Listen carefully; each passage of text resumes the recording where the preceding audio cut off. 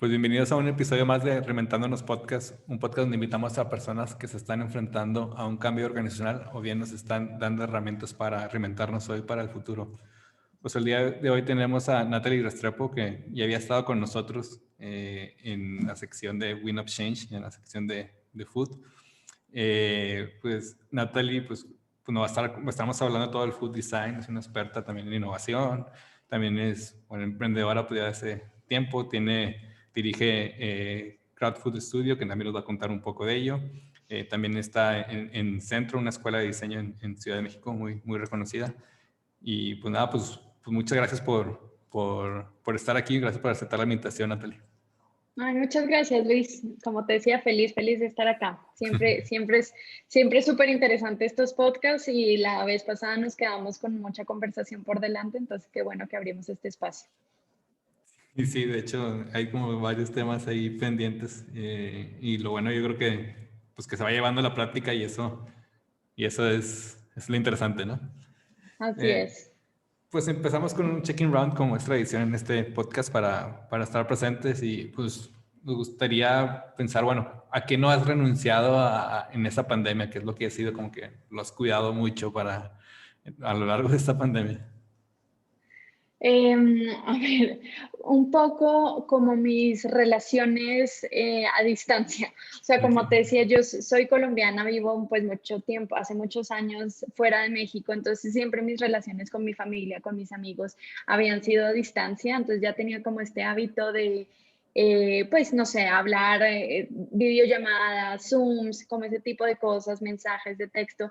Entonces creo que en cierta forma como que esto fue un poco como de lo mismo, o sea, no cambió un poco mucho mi dinámica, obviamente, pues con amigos cercanos que viven en la misma ciudad, sí o sí, pero como que este tipo de cosas de ya saber manejar estas relaciones a distancia y poder entender que una relación no necesariamente tiene que ver con verse físicamente, sino que una relación obviamente se cultiva pues de muchísimas formas, entre una de esas formas pues de manera remota, y eso pues fue chévere, como que seguir armando como nuevos lazos con personas que hace mucho no hablaba, romper como estas barreras geográficas como para poder estar juntos, o sea, ahorita pues contigo pues estamos conversando. Entonces, bueno, como que ese tipo de cosas siento que las preservé, las exploré, las potencialicé, como que fue chévere que todo el mundo entrara en este mindset de relación a distancia y eso es como algo que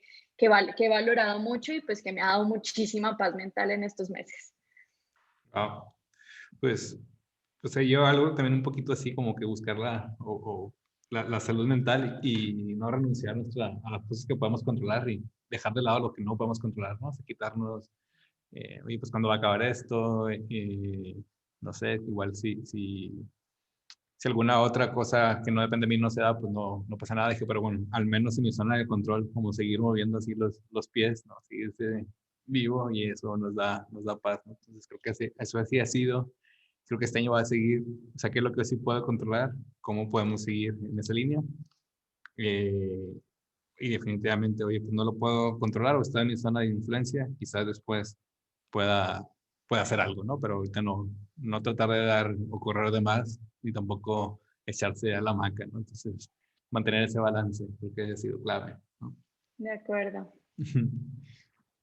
Pues qué genial, pues bueno, me gustaría, digamos, entrar en materia y quizás no todas las personas sepan qué es food design, ¿no? ¿Cómo has llegado ahí? ¿De qué trata, ¿no? Si nos pudieras explicar, por favor. Claro, pues digamos la pregunta en dos partes. Primero te cuento cómo llegué acá, que tiene mucho que ver como con el significado y después hablamos de qué es food design. Em, bueno, yo soy diseñadora industrial y empecé como a hacer muchos proyectos que tenían que ver con comida. Y un poco en retrospectiva, analizando por qué había como este gusto, de un poco como que se lo acredito como a la complejidad de la comida. O sea, para mí era un súper reto trabajar con comida porque había demasiadas cosas que tenías que entender, ¿no? O sea, temas de gastronomía, temas de antropología, temas de servicio, o sea, como que era muy complejo y yo creo que eso era como lo que a mí me llamaba más la atención, de decir, bueno, ¿qué más hay? ¿Cuáles son las implicaciones que tengo para trabajar con comida? Y ahí empezó como este gusto, descubrí el mundo del food design, que para mí en ese momento cuando yo lo descubrí era algo mucho más, digamos, artístico, ¿no? O sea, era mucho exploración con el alimento como medio, pero con un fin mucho más artístico. Y para mí o sea, era interesante porque te abría como la mente no sé, como a crear nuevas conversaciones con el alimento como detonador de estas conversaciones, pero yo sentía que había algo mucho más aplicativo, como mucho más práctico de trabajar con comida. Ujú. Em, y ahí, bueno, pues seguí como indagando del mundo del food design. En ese momento, pues en Colombia no había mucha gente que trabajara este tema. Había, pues, compré ciertos libros como que siempre mencionaban a los mismos referentes, que siguen siendo muy buenos referentes, sobre todo como en el contexto europeo, que tenían este approach, porque justamente Europa tiene como esta connotación de ser como de tener esta aproximación tan explorativa. En Latinoamérica yo sentía que tenía una variable distinta, ¿no? Como que había una variable mucho más local, más aplicada al contexto, más para resolver como problemas muy locales. Pero bueno, un poco mi entrada como ya más formal al mundo del food design fue cuando me gradué de la universidad, entré a trabajar a un restaurante, una cadena de restaurantes, entré a trabajar en el área de marketing, y lo que yo hacía era mucho como periférico, o sea, como lo último, ¿no? O sea, lo que siempre nos pasaba antes a los diseñadores, que llegamos a lo último del proceso, ¿no? Mira, hicimos esta campaña, ahora visualízala. Mira, hicimos esta presentación de platillo, vamos a lanzar estos vinos, a la etiqueta, o vamos a lanzar estos productos, haz el empaque. Entonces, pues siempre era como muy al final, pero pues había algo súper, súper fascinante en el proceso anterior, ¿no? Que el proceso anterior lo manejaban otras áreas, no el área de marketing, ¿no? Áreas de producto, área de nuevos negocios, el área de obviamente diseño de interiores, y yo me empezaba como que a meter ahí como en lo que otras personas hacían, como tratando de entender un poquito pues que era un food designer, ¿no? Porque pues yo en ese momento mi título era diseñadora y coordinadora de mercadeo. Eh, pero bueno, un poquito como con esta curiosidad de saber qué más podía hacer, como que ahí descubrí que el diseño obviamente no era periférico, era parte del proceso, era parte de la estratégica y que era muy, muy interesante cuando uno se metía desde el principio, o sea, desde la creación del platillo, desde la experiencia del usuario dentro de los restaurantes, desde cómo íbamos a hacer los muebles de exhibición para los nuevos vinos o los nuevos aceites que estábamos sacando.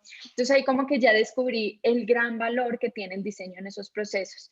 Em, pero obviamente era todavía muy difícil seguirse vendiendo como food designer. Uno, porque pues jamás vas a encontrar una oferta de trabajo de food designer para trabajar en esta empresa. No, eso no, pues hasta ahora no, no ha pasado. Entonces, pues para mí era difícil buscar trabajo y para mí era también difícil pues saber cómo me vendía yo.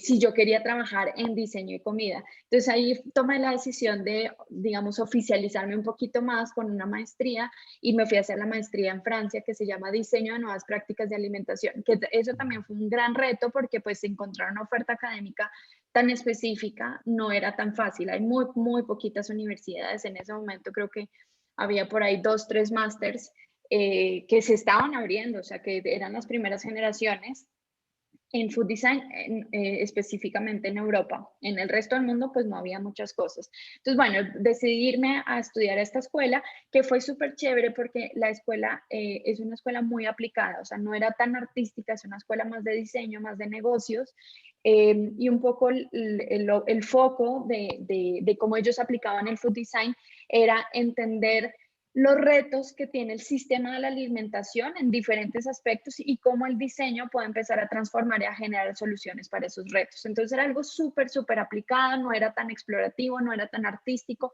que es súper valioso esa área, pero digamos que no era como lo que yo quería hacer, yo quería algo más de generar soluciones y como que tener un valor más impactante. Y el programa, el enfoque fue eso. Entonces, pues ahí aprendí que el diseño pues tiene mucho que ver con el tema de desperdicios alimentarios, con cómo hacemos una transición de proteína animal a proteína vegetal, con temas de rituales en la cocina, de preparación, de facilitar las cadenas de producción. Bueno, pues era como muy aplicativo y ese fue como que ya mi entrada oficial al food design. Ahí fue cuando yo llegué y ya dije, esto es lo que voy a hacer. Ya tenía un título que me justificaba lo que yo quería hacer, entonces pues era un poco poco más fácil. Entré, digamos, a la red de contactos de food designers que la verdad es chica en el mundo, o sea, todos saben quiénes están trabajando en eso. Entonces, pues con eso fue muchísimo más fácil oficializarme, encontrar trabajo en esto. Y ya para seguir con tu siguiente parte de la pregunta, que era, ¿qué es food design? Pues, como te decía, el food design pues tiene muchas variantes. Tiene unas variantes más artísticas, unas variantes más aplicadas, unas variantes más hacia el tema de gastronomía, pero pues se resume, o sea, académicamente se resume como toda acción deliberada, o sea, un proceso racional de diseño que tiene como objetivo mejorar nuestra relación con los alimentos en diferentes instancias, ¿no? Desde productos, servicios, modelos de negocios, objetos comestibles, empaques. Entonces, pues todo lo que toca la alimentación en general, pero con ese gran objetivo de pues generar soluciones y mejorar esta relación con los alimentos. Obviamente si yo digo esto es súper subjetivo, o sea, quiero mejorar la relación. Para mí es una cosa, para ti Luis es otra cosa, pero pues en general es justamente entender cuáles son como las grandes problemáticas del mundo de los alimentos y cómo a partir de diferentes instancias del diseño se pueden como generar soluciones. Y pues la verdad es que mucha gente como que trabaja en esto y obviamente no tiene un título, un curso de food designer, no es relevante eso. O sea, un poco lo que marca la diferencia entre trabajar un proyecto de alimentación desde la arquitectura, desde el diseño industrial, desde, no sé, la administración de negocios, lo que marca un poquito la diferencia entre un food designer y un no food designer es que el food designer tiene un entendimiento un poquito mayor del mundo de la alimentación, que es esta complejidad que te hablaba al principio, ¿no? O sea, antes de entender que cuando uno trabaja con comida tiene que entender muchas cosas, hay muchos imaginarios, hay muchas tradiciones, hay muchos rituales, pues que uno necesita un poquitito más de conocimiento de esas cosas para lograr entender y trabajarlo, pero eso es como un poco la diferencia, es agarrar conocimiento de áreas que ya trabajan en la alimentación, como la nutrición, como la antropología, como la ingeniería de alimentos, entender un poquito cómo funciona eso y desde el diseño como con las metodologías creativas poder proponer cosas. Genial, yo se ve desde acá como que súper complejo, pero además creo que con el diseño lo simplifica, ¿no? Lo haces que todo Sí, eso total. adquiera sentido, ¿no? Exacto, sí. La otra vez tenía un profesor que decía que el diseño era como este lenguaje, o sea, que el diseño, el rol del diseño era robarse conocimiento de muchas áreas y transformarlas en un lenguaje comprensible.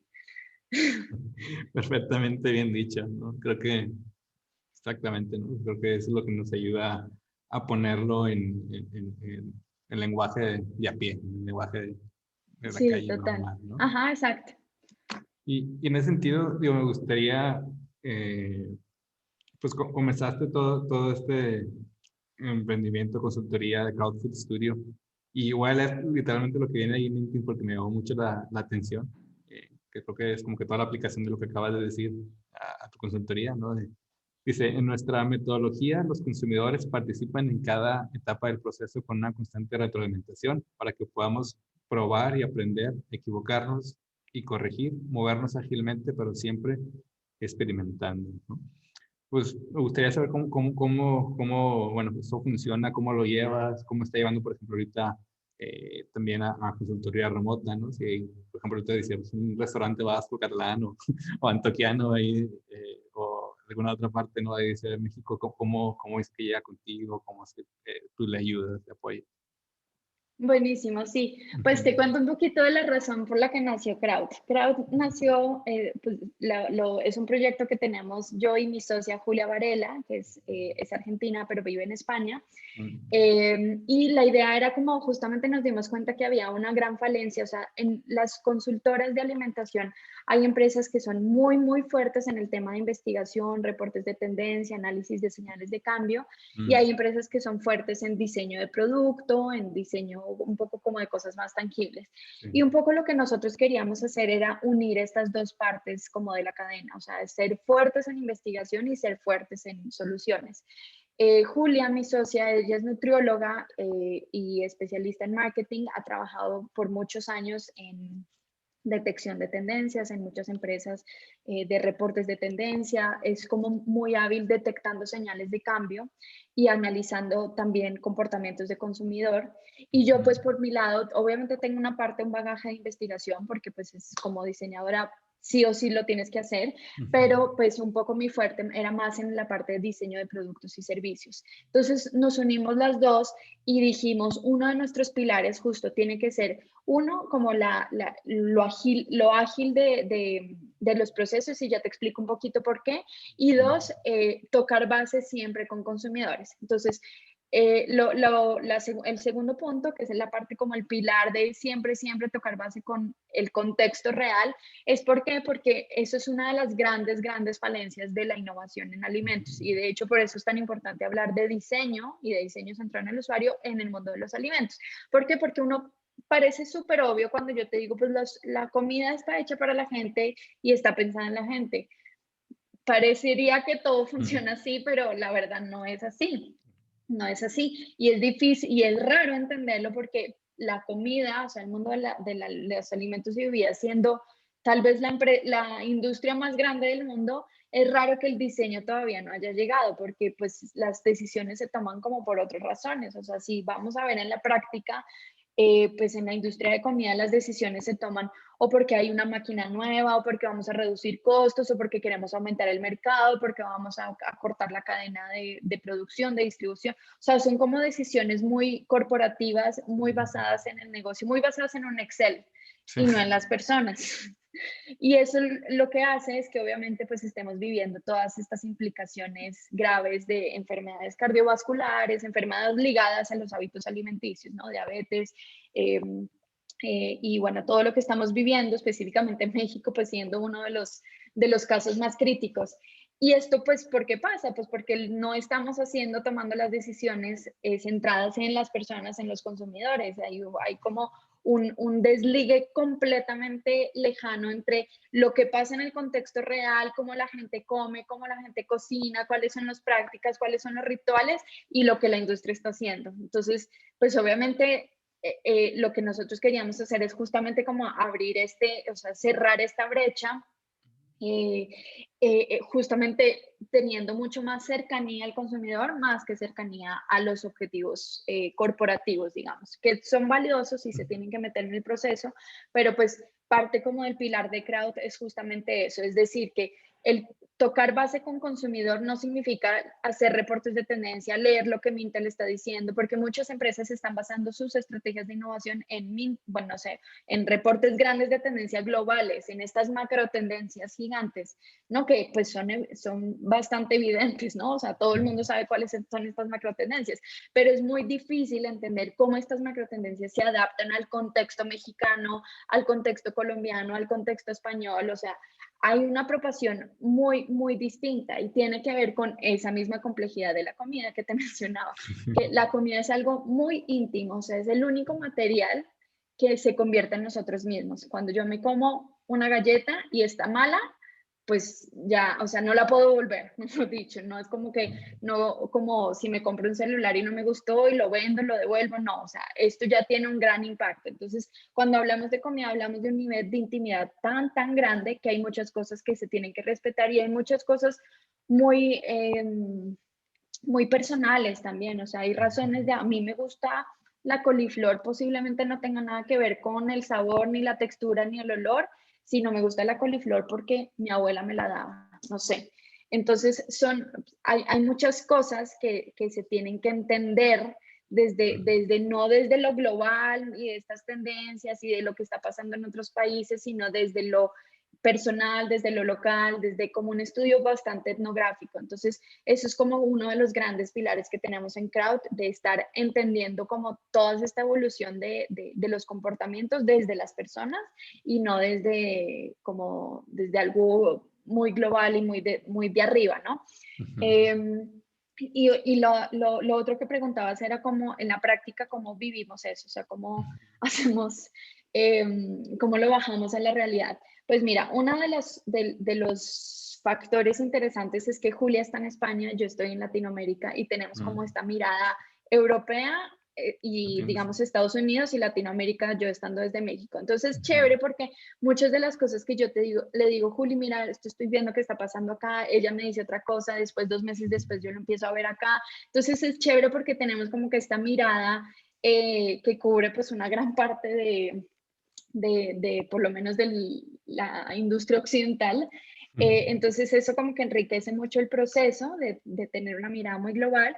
Y por otra parte, pues ahorita en remoto se puede, o sea, y me imagino que ustedes también lo han hecho mucho, o sea, lo que te decía al principio, pues pasar las relaciones a una virtualidad es buena porque te abre las puertas también a una investigación más penetrante, digamos. O sea, hacer investigación remota, pues es, digo, no es extra fácil, pero es lograble. O sea, yo creo que un poco el reto es uno, tener un preperfilamiento muy bueno antes, como para saber a quién necesitas entrevistar, saber cuáles son los filtros, las características de estas personas, porque obviamente no es como que, yo me voy a ir a un restaurante, me voy a ir a una plaza y voy a empezar a hacer observación pasiva y voy a empezar a identificar patrones y voy a hacer eso. Acá pues no lo puedes hacer, entonces toca ser como muy específico de a quién vas a querer entrevistar, entonces para eso es muy importante tener como un muy buen preperfilamiento para que tengas en tu pantalla a la persona que de verdad te puedas dar las respuestas.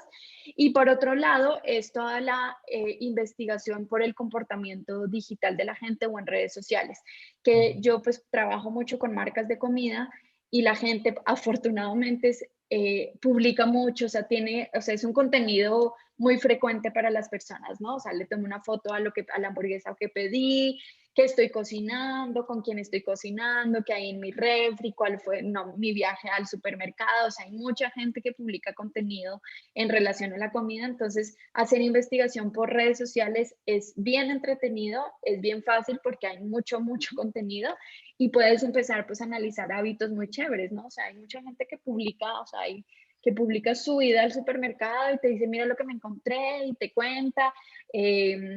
Si te vas a una marca específica, podrías ver quién los está tagueando, cuáles son las fotos. Y por ejemplo, ahorita estamos trabajando con una marca de Dark Kitchens que es interesante porque ya no es, la experiencia ya no obviamente pasa en un espacio físico donde todo el mundo tiene acceso, sino que pasa en espacios privados.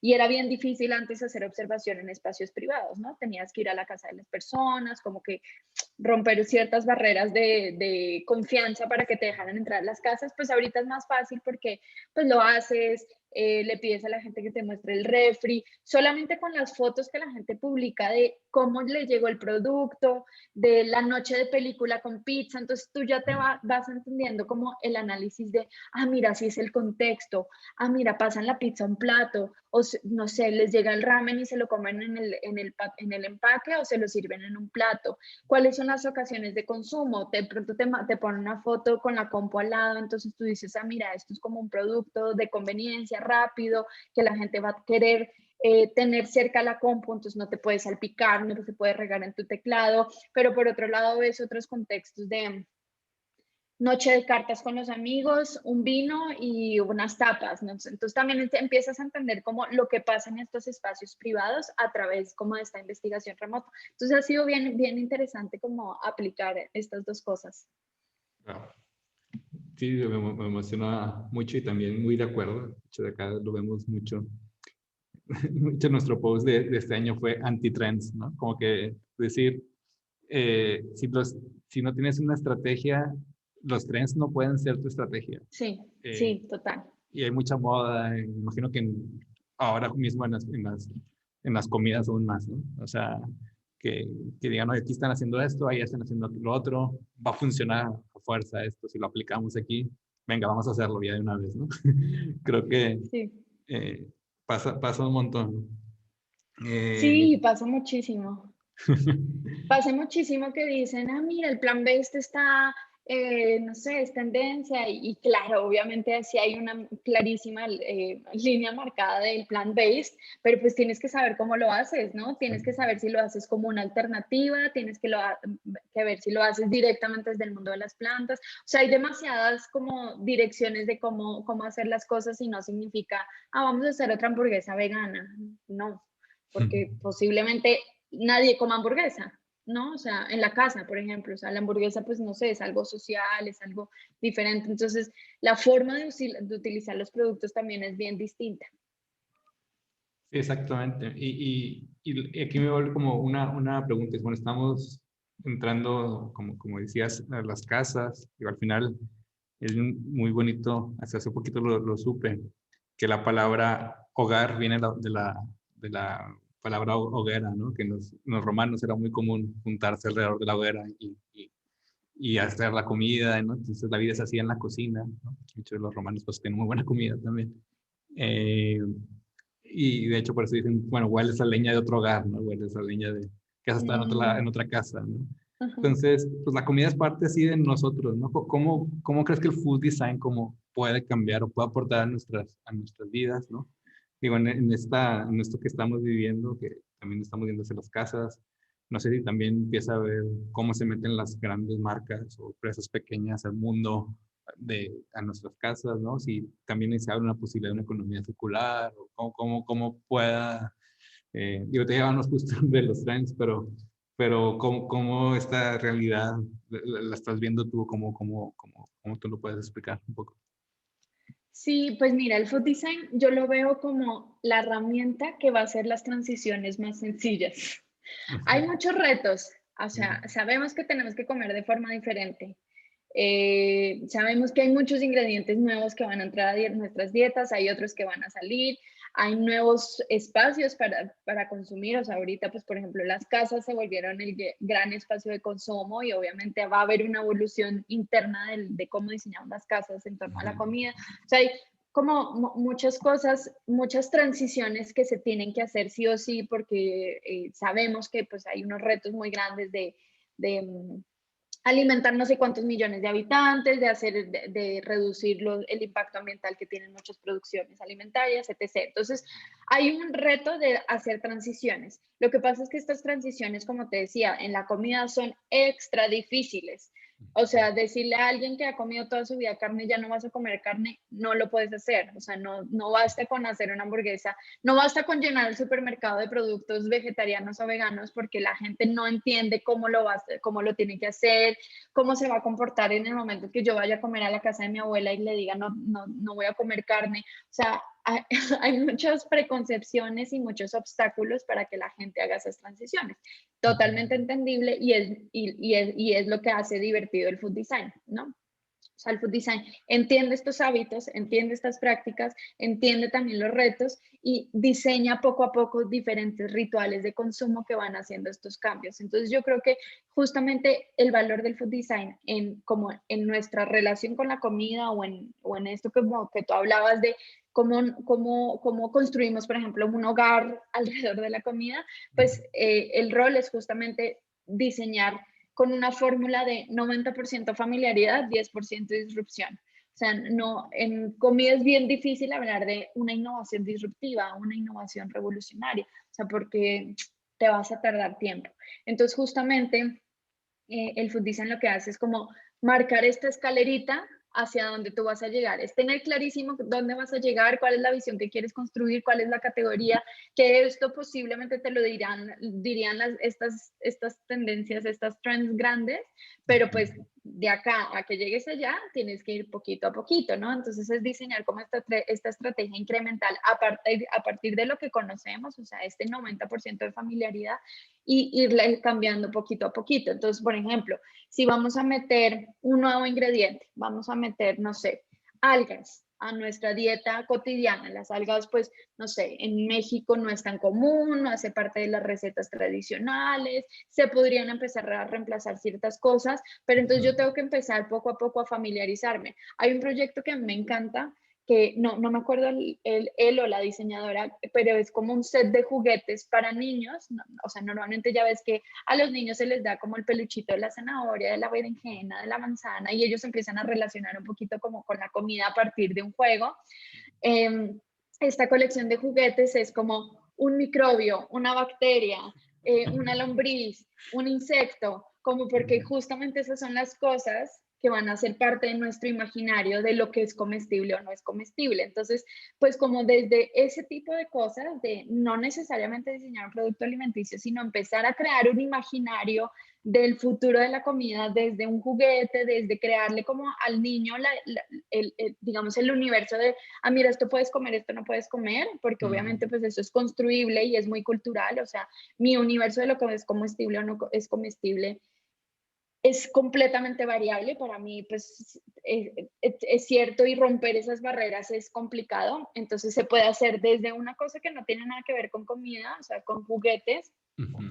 ir por poquito a poquito como empezando a introducir estos nuevos ingredientes, ¿no? O sea, desde algo añadido, después vamos a cambiar el hábito, después vamos a cambiar el modelo, después vamos a cambiar, o sea, como que es trazar esta estrategia incremental, tener muy clarísimo dónde irse, o sea, es esta estrategia que, digamos que para la industria también es complicada porque no muchos tienen estrategia de lo que quieren lograr, o sea, las estrategias de las marcas, y seguramente tú también tendrás como el mismo issue con los clientes, es pues mi visión es ganar no sé cuánto porcentaje de participación en el mercado, el share of market, en no sé qué, las ventas, y ya ahí es como, pero ¿cuál es tu visión? O sea, ¿qué es lo que quieres lograr?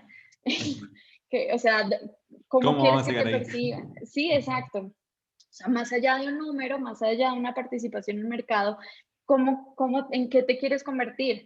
Y pues eso no está claro, o sea, las visiones de las marcas son muy cuantitativas, no son para nada, sí, o sea, no construyen significado. Entonces eso hace que las innovaciones, uno, sean muy cortoplacistas, o sea, sean muy en Me Too, la tendencia, la no sé qué, y pues como que sean innovaciones en un rango de 1 a 5 años a lo mucho. Pero pues obviamente los hábitos alimenticios se mueven muy rápido, y pues toca ir construyendo, ¿no? O sea, toca ir marcando la pauta de hacia dónde queríamos ir, pero es ir a dónde queremos ir es como justamente tiene que tener este halo de responsabilidad, ¿no? O sea, eso yo creo que es como lo más importante del food design, y es algo como muy ético del food designer, de también entender, pues mira, los alimentos tienen un gran impacto en la salud económico, social, tal, entonces las decisiones no se pueden tomar tan a la ligera, entonces tiene que tener como un halo de ética y de responsabilidad de esta visión, y pues poquito a poquito pues ir marcando como esta escalerita para llegar hacia allá, pero es justamente entender que hay muchas cosas que yo tengo que respetar, que la gente no va a cambiar los hábitos de hoy a mañana, y que el diseño justamente es esta herramienta que va a hacer las transiciones más fáciles, más sutiles, más empáticas, sobre todo para que la gente pues logre justamente como cambiar estos hábitos. Sí, digo, hay un montón incluso que puedas combinar con Foresight, ¿no? Por ejemplo, ¿no? Decir, bueno, quizás aquí hay unas pequeñas señales de cambio en cierto sector, en cierta población que quiere ir hacia ahí, ¿no? Y pues, ¿por qué no? O incluso restaurantes que surgen, ¿no? Por ejemplo, aquí en Monterrey, un Pangea en su momento puede ser algo muy disruptivo, ese tipo de comida, un menú que no había en la ciudad, y que, bueno, quizá para un cierto sector, cierta población pueda entenderlo, ¿no? Y ahora ya crea su Sí. escuela, ¿no? Pero en aquel momento quizás no, si hubiera lanzado una escuela o algo, pues todos hubieran dicho, "Oye, pues, ¿qué es esto?" No, no, Sí, era más total. difícil que la adoptaran, ¿no? Sí, definitivamente. Sí, hay marcas que dicen, pues mira, somos una marca de carnes y vamos a hacer alternativas plant-based y vamos a convertir nuestro portafolio. O no sé, o somos una marca de adultos y nos vamos a ir al mercado de niños, pues espérate. Hazlo Ujú. poco a poco, crea tus credenciales primero, empieza a entender cómo se mueve la categoría, empieza a posicionarte en estas cosas. O sea, pues es como justamente trazar esta línea. Y creo que algo que digo, lo has tocado en el fondo, pero veo que todo esto de food design también, digamos, impacta de forma positiva en la creación de experiencia, en aterrizar estrategias, en, en diseño, incluso en storytelling, creación de identidad, comunidad. ¿Qué otras cosas podría hacer si extraemos todo lo que hace food design? ¿Cómo podría impactar o cómo nos ayudaría a tener incluso el mindset de un food designer en nuestra vida, ¿no? Sí, súper chévere porque mira que yo dicto varios talleres como de food service design a gente que no tiene absolutamente nada que ver con comida. Y un poco la razón de por qué hago eso es porque, uno, entender una nueva metodología a partir de algo que conoces es más fácil. Entonces, todo el mundo está relacionado con un servicio de alimentos, todo el mundo ha ido a un restaurante, todo el mundo ha cocinado. Entonces, entender, digamos, como service design a partir de algo que yo conozco, con lo que he interactuado, con lo que entiendo cómo funciona el servicio, es mucho más fácil. Entonces, uno es como, no sé cómo se diría en español, como relatable. Entonces es algo chévere porque pues, la gente puede entender muchas cosas de nuevas metodologías que nada tienen que ver con comida, con un servicio que conoce. Y por otra parte es el tema de la intimidad y de la sensorialidad, ¿no? O sea, esos son dos temas que uno trabaja muchísimo en food design, ¿no? Uno, intimidad, pues que es todo lo que hemos hablado, que hay muchas preconcepciones, muchas cosas, que es difícil cambiar hábitos, que hay muchas referencias emocionales y físicas en relación a la alimentación que toca entender. Entonces es como entender esta complejidad, que yo creo que eso es muy útil para aplicarlo en cualquier otra industria, ¿no? O sea, en bancos, en hospitales, o sea, es entender pues que la gente es compleja y en la comida se ve muy fácil, ¿no? O sea, es un poquito más fácil entenderlo en la comida porque la misma gente, o sea, los mismos diseñadores o los mismos diseñadores de servicios o antropólogos o investigadores que pues tienen esa misma complejidad. Entonces es como un poco más fácil. Y lo otro es el tema de la sensorialidad, como de diseñar experiencias multisensoriales. Que en la comida es fácil, o sea, uno entiende que pues cuando yo diseño un restaurante o cuando yo diseño una marca, pues tengo que pensar en a qué va a oler, cómo se va a sentir el empaque, cómo se va a partir, es esponjoso, no es esponjoso, si tiene una mezcla como heterogénea de ingredientes o es un poco más homogénea, los colores, obviamente hay una paleta de colores de lo que yo considero comestible, entonces no me puedo ir al negro, no me puedo ir al azul, digo, ahorita eso ha cambiado, pero pues hay como ciertas cosas sensoriales que tengo que entender.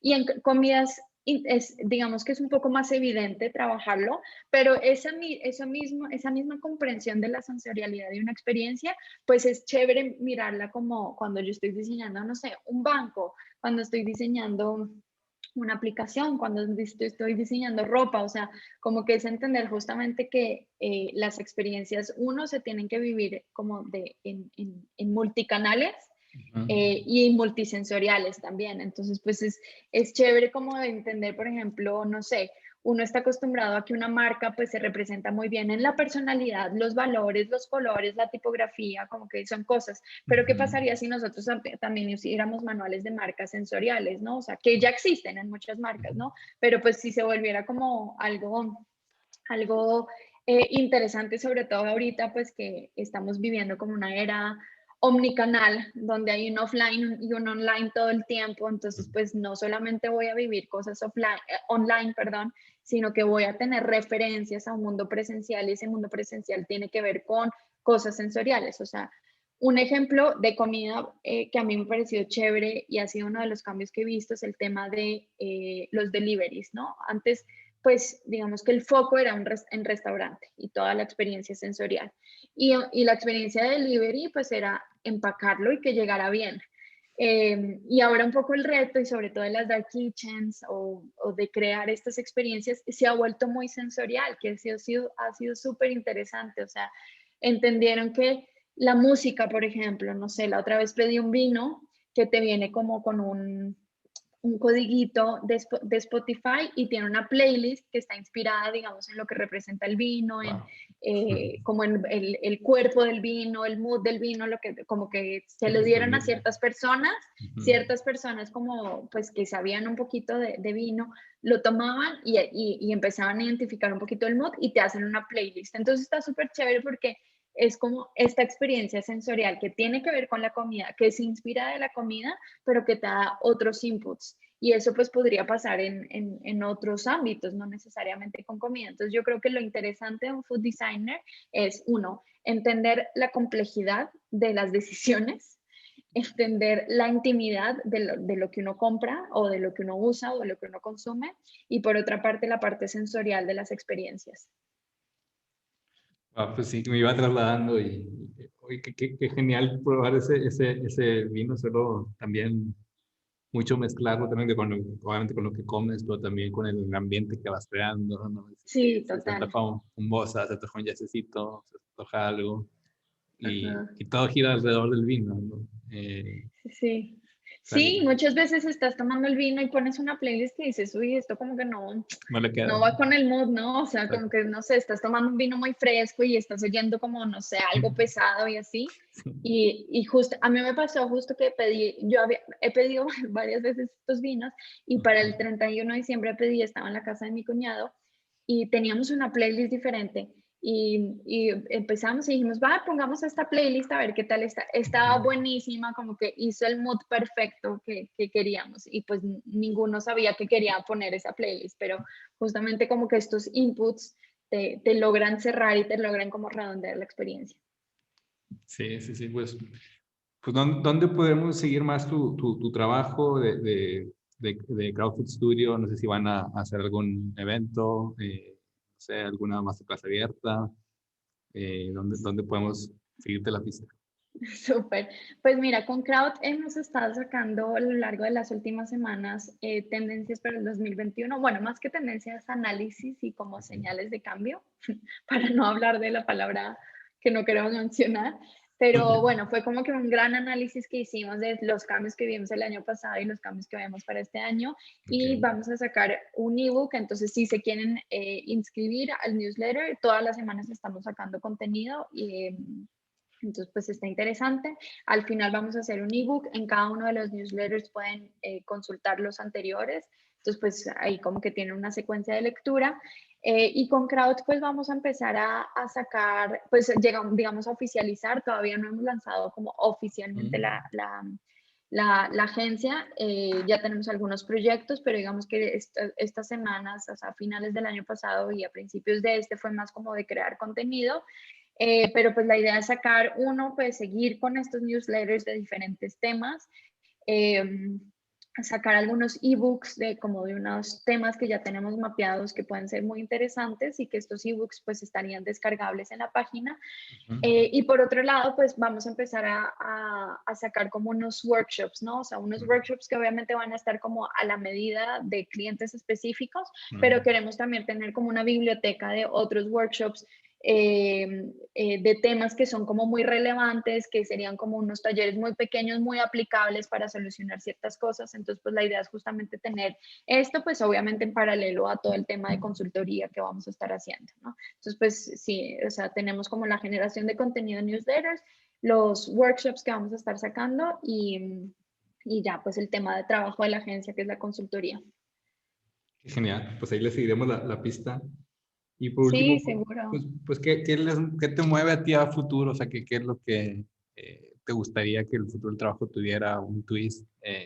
O también desde tu área de trabajo, ¿cuál es como tu best case scenario? Ay, pues muchas cosas. Uno, como que te digo, el gran reto de empezar a trabajar en comida es justamente lograr generar soluciones, lograr tener un impacto. Entonces, pues eso obviamente pues es el gran objetivo, pero hay otro reto que creo que no lo hablamos, pero bueno, lo mencionaste tú al principio, trabajo mucho en educación, o sea, soy directora de un máster en centro, tengo varios cursos aparte, entonces eso a mí me apasiona, o sea, el tema de la educación, de dar clases, de dar cursos, me encanta. ¿Por qué? Porque descubrí que uno como diseñador tiene herramientas muy valiosas para otras disciplinas, para chefs, para emprendedores, o sea, para gente que de pronto no ha tocado base, sobre todo en el mundo de la alimentación, no ha tocado base con estas metodologías. Entonces, uno me apasiona y me mueve como que este futuro de lograr crear como esta generación de food design thinkers, o sea, como de pensamiento crítico, de que la gente entienda cuáles son sus decisiones, por qué van a hacer este emprendimiento así, por qué van a crear este restaurante así. Entonces, eso como que obviamente es otro de los retos más grandes. O sea, ahorita pues uno de los logros que podemos hacer es como lograr sacar la maestría de Food Design, que es chévere porque es el primer programa, digamos, oficial de posgrados que hay en Latinoamérica. Ahorita no, nos tocó aplazarlo para agosto, pero vamos a tener muchos cursos en centro de educación continua en relación a temas súper interesantes que justamente son temas que tienen mucho impacto, o sea, temas de sostenibilidad, temas de nutrición, temas de modelos de negocio gastronómicos, temas de experiencias gastronómicas, también lo que hablamos en casa. Entonces, pues eso como que también me mueve mucho al futuro, o sea, como que tener obviamente en paralelo como todo el trabajo que estoy haciendo con Crowd, que me apasiona, me llena y espero tener como un gran impacto. Y por otro lado, el tema de la educación y de lograr como que crear unas bases chéveres para gente que jamás había escuchado diseño, tener como unas metodologías creativas para chefs, para gastrónomos, para nutriólogos, pues que las metodologías eso, y el proceso de pensamiento es muy diferente, pero que cuando uno los mete un poquito y entendiendo todo el valor de un pensamiento de diseño, pues pueden generar cosas muy chéveres. Entonces, pues me encantaría, y ya lo he visto, muchos de mis alumnos han sacado proyectos súper, súper interesantes y me da muchas satisfacciones. Sí, suena muy apasionante porque creo que definitivamente el diseño es lo que va a marcar, como dices, esta gran, como poner todo el conocimiento, digamos, como que en maquetarlo, te lo entrega de una forma muy bonita, ¿no? Antes creo que era la comunicación y ahora creo que es el Ujú, diseño, ¿no? Digo, entendido exacto. como todo una forma de pensar, ¿no?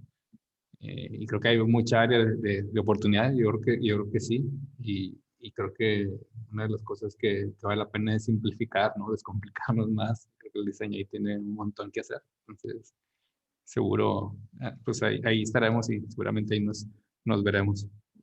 Seguro, Luis. Pues muchas gracias, creo que ha sido muy padre este episodio y que pues, ojalá que mucha gente le guste. Creo que es un nicho que cada vez alza más la mano, ¿no? Y somos más conscientes de ello o de la falta de food design en muchos lados. Eh, pues gracias, pues Reventándonos Podcast es dirigido por un servidor Luis Salas y producido por Polymath, una red de consultores que acompañamos a las organizaciones en su cambio organizacional y las preparamos para el futuro. Pues bueno, voy a reinventar algo. Pues muchas gracias, Natalie, por estar aquí con nosotros. Muchas gracias, Luis. Muchas gracias por la invitación. Gracias.